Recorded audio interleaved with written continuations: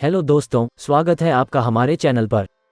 आज हम बात करेंगे विश्व प्रसिद्ध श्री घृष्णेश्वर ज्योतिर्लिंग मंदिर के बारे में, जो भगवान शिव के 12 ज्योतिर्लिंगों में से एक है और इस ज्योतिर्लिंग को भगवान शिव के 12वें ज्योतिर्लिंग के रूप में जाना जाता है। घृष्णेश्वर मंदिर महाराष्ट्र के दौलताबाद से 13 किलोमीटर दूर वेरुल गांव के पास स्थित है।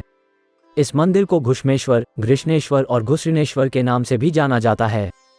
16वीं शताब्दी में छत्रपति शिवाजी के दादाजी मालोजी राजे भोसले ने यहाँ एक भव्य मंदिर का निर्माण करवाया और इस मंदिर का जीर्णोद्धार 18वीं शताब्दी में इंदौर की महारानी अहिल्याबाई होलकर ने करवाया था।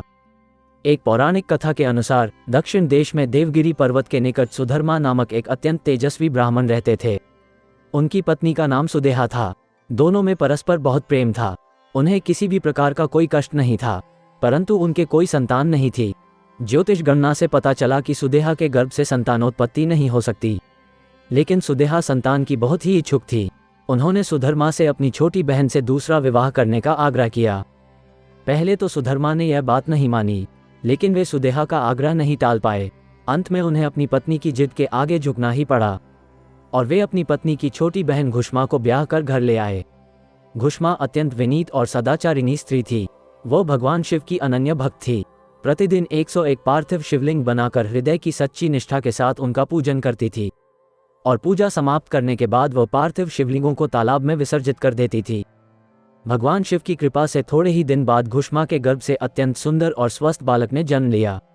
बच्चे के जन्म से सुदेहा और घुष्मा दोनों के ही आनंद का पार न रहा।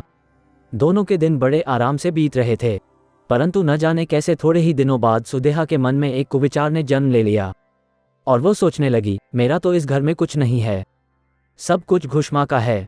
मेरे पति पर भी उसने अधिकार जमा लिया है और संतान भी उसी की है। यह कुविचार धीरे धीरे उसके मन में बढ़ने लगा और इधर घुष्मा का बालक भी बड़ा हो रहा था। धीरे धीरे वो जवान हो गया और उसका विवाह भी हो गया और तब तक सुदेहा के मन का कुविचार रूपी अंकुर एक विशाल वृक्ष का रूप ले चुका था। अंततः एक दिन घुष्मा के युवा पुत्र को सुदेहा ने रात में सोते समय मार डाला और सुदेहा ने उसके शव को ले जाकर उसी तालाब में फेंक दिया, जिसमें घुष्मा प्रतिदिन पार्थिव शिवलिंगों को विसर्जित करती थी। सुबह होते ही सबको इस बात का पता लगा। तब पूरे घर में कोहराम मच गया। सुधर्मा और उनकी पुत्रवधू दोनों सिर पीटकर रोने लगे, लेकिन घुष्मा नित्य की भांति भगवान शिव की आराधना में मगन रही, जैसे कुछ हुआ ही न हो।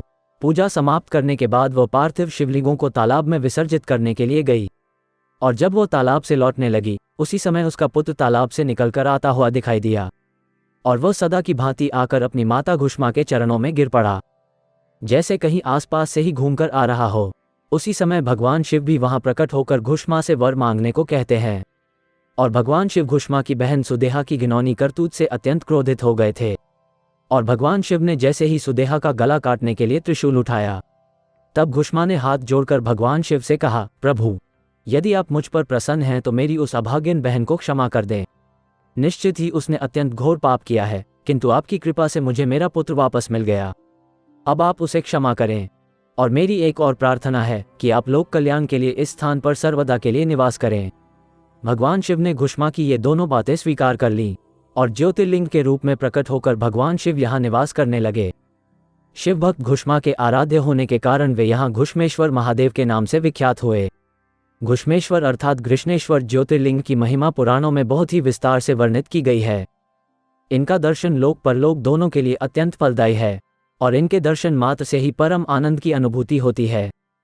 और यहाँ पर संत श्री एकनाथ जी के गुरु श्री जनार्दन महाराज की समाधि भी स्थित है और बौद्ध भिक्षुओं द्वारा निर्मित एलोरा की प्रसिद्ध गुफाएं भी इस मंदिर के समीप स्थित हैं और यह दर्शनीय स्थान यूनेस्को विश्व धरोहर में शामिल है। आपको ये जानकारी कैसी लगी हमें कमेंट करके बताएं और वीडियो को शेयर करें और ऐसी ही रोचक जानकारियों के लिए हमारे चैनल को सब्सक्राइब करें। धन्यवाद।